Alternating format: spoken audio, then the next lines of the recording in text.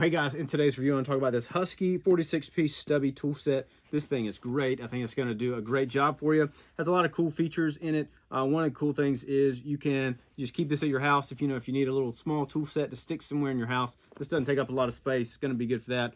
Or if you want to put it in your truck or your camping pack, or even just take it to work with you, whatever you want to do.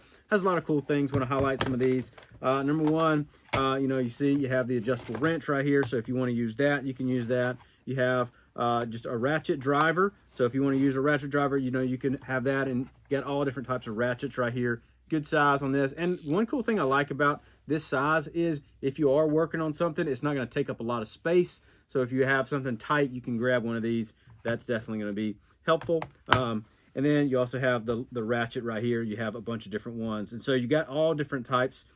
Just a regular ratchet, adjustments. You even have some bits right here. You can use these bits for different things with both of these.